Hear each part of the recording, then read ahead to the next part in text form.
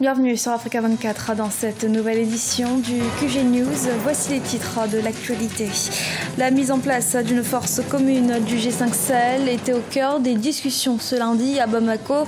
Une aide de 50 millions d'euros pour la création de cette force a été annoncée. La force abritera 10 000 soldats pour lutter contre la menace djihadiste.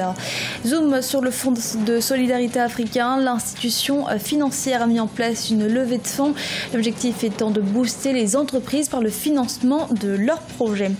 Et nous irons en fin d'édition la découverte de l'artiste chanteuse Norberka. Elle s'inscrit au rang des ambassadrices de la musique traditionnelle béninoise. Les ministres des Affaires étrangères du Burkina Faso, du Niger, du Tchad et de la Mauritanie se sont retrouvés ce lundi à Bamako, Mali, au cœur de cette rencontre du G5 Sahel, la mise en place rapide d'une force conjointe destinée à lutter contre le terrorisme. Reportage de Mokhtar Bari. La force conjointe du G5 Sahel se précise. Réunie au Mali du 5 au 8 juin, les ministres des 5 pays membres se sont penchés sur la concrétisation de la résolution 001, adoptée le 6 février 2017 par les chefs d'État, instituant la mise en place immédiate d'une force conjointe à même de contenir les menaces terroristes qui planent sur la zone. Le financement de cette force constituait un problème. Cette rencontre a vu la participation de Federica Mogherini, vice-présidente de l'Union européenne qui a apporté tout le soutien de son organisation après l'aval de l'Union africaine. Ce sont 10 000 hommes composés de militaires et policiers qui investissent la zone située entre le Mali, le Burkina et le Niger. L'Union africaine a été saisie pour nous permettre d'avoir un mandat de l'Union africaine et assurer la cohérence du déploiement de cette force avec l'architecture africaine de paix et de sécurité. Ça, c'était le premier élément. Ça, le 13 avril, nous avons eu ce mandat de l'Union africaine. L'autre étape maintenant, c'est de pouvoir disposer d'un mandat du Conseil de sécurité des Nations Unies, parce qu'il s'agit de déployer une force qui va avoir un impact sur la paix et la sécurité de l'ensemble de la région. Pour les pays membres du G5 Sahel, la lutte contre le terrorisme concerne toute la communauté internationale. Consciente de la menace, l'Union européenne a décidé d'apporter un soutien financier à la force conjointe à hauteur de 50 millions d'euros. On partage la même région du monde. C'est clair que ce qui se passe ici au Sahel a des conséquences en Europe et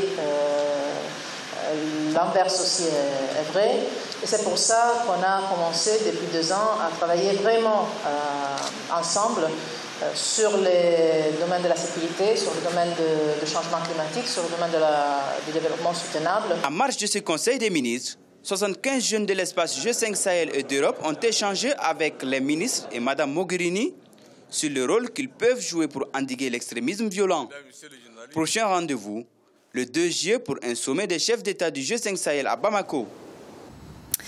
En République démocratique du Congo, la refonte du fichier électoral a été activée depuis fin mai. Elle va se poursuivre jusqu'au 31 juillet prochain. Les autorités continuent d'appeler à la mobilisation autour de cette élection présidentielle dont la tenue demeure incertaine. Marcel Afoma-Maroun.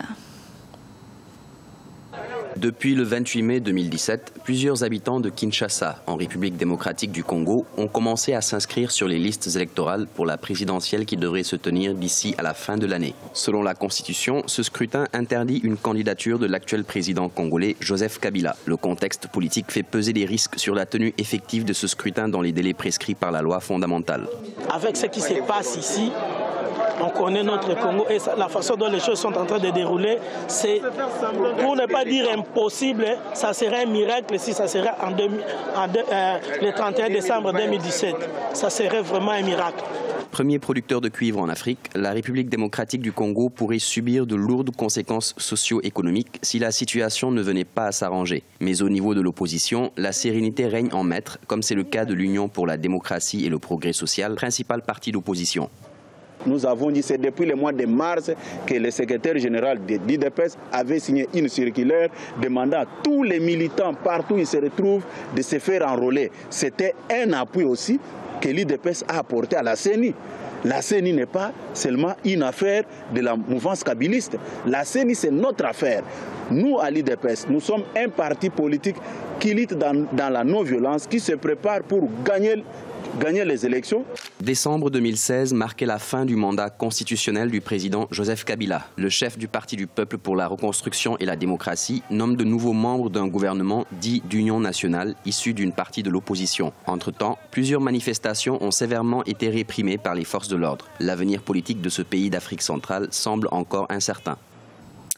Toujours en République démocratique du Congo, les autorités ont accepté de collaborer avec les Nations Unies sur les violences dans le Kasaï après un ultimatum de 48 heures du Haut-Commissariat aux droits de l'homme. Kinshasa a finalement cédé. Toutefois, le gouvernement de Bruno Tshibala souhaite garder le commandement de l'enquête. Pour rappel, en mai dernier, les Nations Unies avaient remis en cause les conclusions de l'enquête menée par les autorités congolaises dans les violences au Kasaï.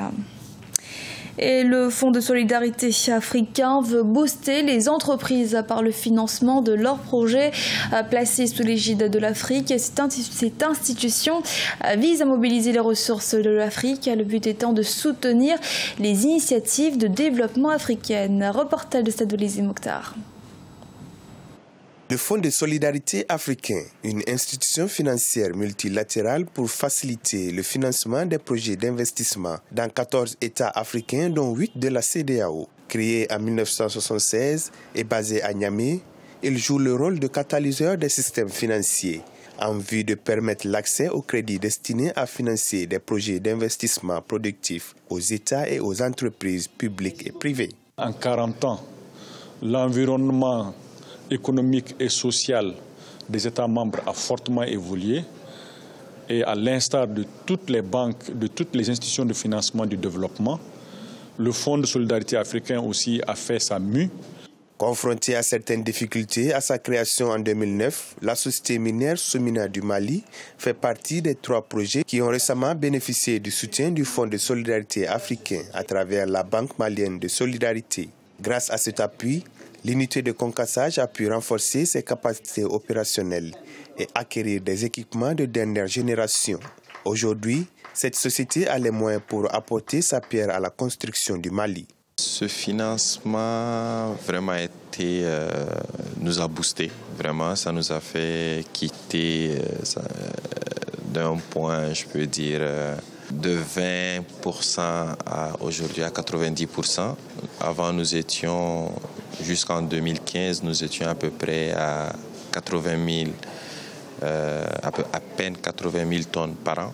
Aujourd'hui, nous allons atteindre entre la première année, qui est cette année, entre 500 et 600 000 tonnes de production annuelle. La vision du FSA est de s'affirmer comme une institution forte et innovante et partenaire privilégié des acteurs du développement économique du continent. Et la chanteuse Norberka qui entend valoriser la musique traditionnelle de son pays, le Bénin. Norberka qui met en lumière les sonorités du rythme Zili Gwete. Reportage d'Eftionou est commenté par Kelsamba. Au Bénin, l'artiste chanteuse Norberka promeut le rythme traditionnel Zenli BT, une vivante du Zenli joué dans le sud du pays. Originaire de Saoé Duntun, un village situé dans la commune de Ouayogbe, elle a hérité le don de chanter de son grand-père maternel qui fut un chanteur-compositeur et batteur spécialiste de la musique endogène. C'est en 1998 que Norberka fit ses premiers pas dans le groupe Les Étoiles de Saoué en mettant sur le marché discographique son premier opus intitulé Pédido. En 2009, avant de signer en 2013 son second album nommé Gatcheo. Au fait, au Bénin, il y a 5 Zenli.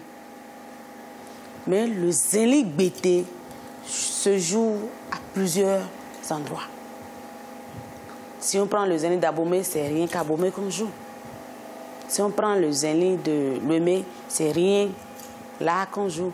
Mais si on prend le Zenli BT, tu passes par ça, ouais, jusqu'à Dekamé, Dedomé, Alada, tout là, c'est le Zenli BT. Son premier album a connu un franc succès, plus de 90 000 exemplaires de disques vendus avec plus d'une vingtaine de trophées et distinctions honorifiques reçues.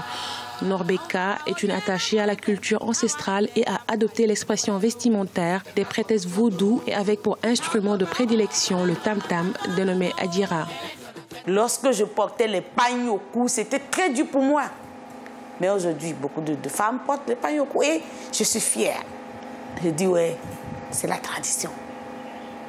La reine du Zenli BT est une mère au foyer. Elle concilie facilement sa vie familiale à sa carrière artistique. Son 3e album, composé de 12 titres, est en fin de réalisation. En dehors de la musique, Norbeka s'est investie dans le social et a créé une ONG qui s'occupe des enfants démunis. Elle milite aussi dans le dialogue interreligieux et interculturel.